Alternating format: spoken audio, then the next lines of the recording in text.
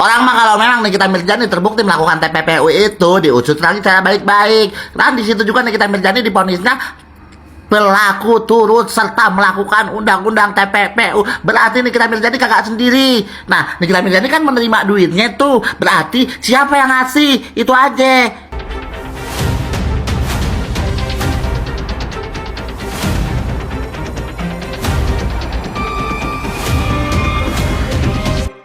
Komentar seperti ini sering banget muncul ya, bukan bebas, malah nama berat. Kemarin udah dibilang Nikita Mirzani jangan banding tapi ngeyel. Jadi netizen cendol mau luruskan pelan-pelan sahabat cendol. Jadi dari awal memang kita tidak pernah mengatakan bahwa banding ya atau kasasi menjamin kemenangan. Itu keliru kalau dipahami seperti itu. Nah, esensi upaya hukum dia bukan soal ngeyel atau tidak ya sahabat channel, tetapi soal menguji.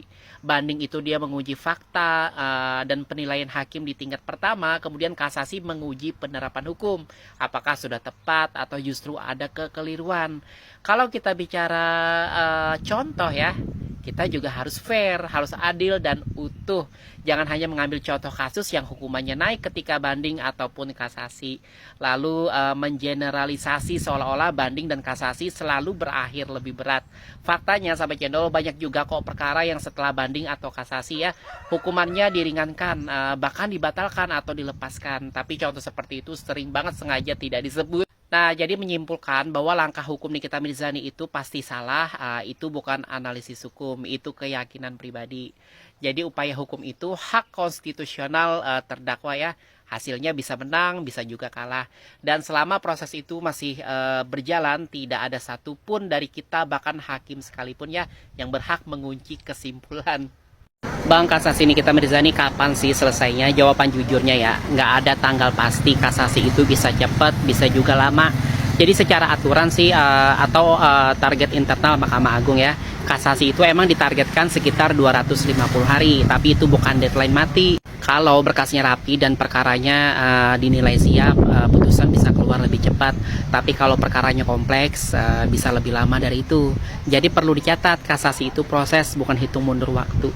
Orang mah kalau memang Nikita Mirzani terbukti melakukan TPPU itu diusut lagi secara baik-baik. Dan di situ juga Nikita Mirzani diponisnya pelaku turut serta melakukan undang-undang TPPU. Berarti Nikita Mirzani kagak sendiri. Nah, Nikita Mirzani kan menerima duitnya tuh. Berarti siapa yang ngasih? Itu aja.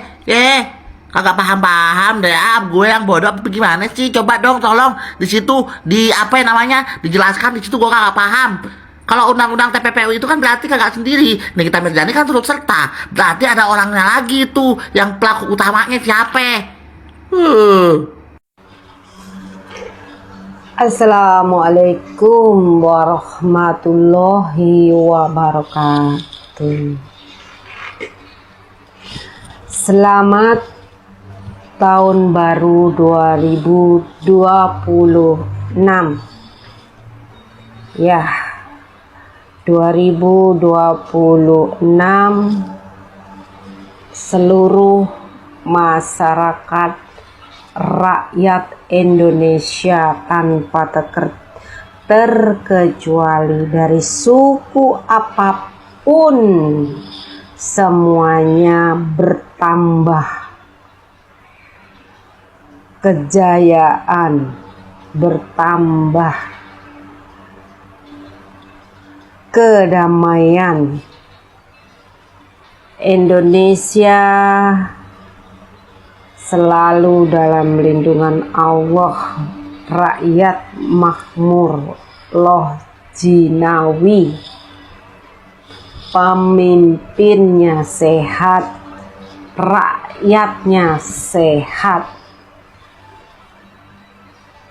bebas korupsi. Negara yang sehat itu adalah negara yang bebas korupsi alias koruptor. Ya, 2026 kepemimpinan Bapak Prabowo semoga tambah lebih baik beliau bisa memimpin negara Indonesia lebih makmur, lebih damai, lebih sejahtera, dan lebih memuaskan seluruh masyarakat Indonesia dari Sabang sampai Merauke, dan lebih maju lagi. Indonesia berjaya, dan semoga Bapak Presiden sehat selalu, bisa memimpin, bisa membersihkan negara Indonesia dari korupsi-korupsi yang mengakibatkan kemiskinan. Ya, korupsi itu membawa polusi kepada rakyat.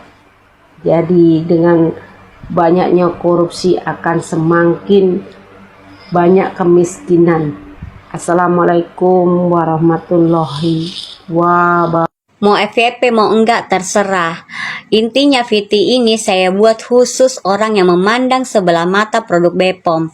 Dan karena minimnya pengetahuan kalian, yang kalian tahu kalau pakai skincare itu hanya putih. Hanya putih, itu yang kalian tahu. Makanya kalian pakai produk Merkuri. Padahal produk Merkuri itu sudah bikin wajah kalian berflek. Ya, sudah bikin wajah kalian kelihatan tua, keriput. Masih kalian bilang produk Merkuri itu cocok.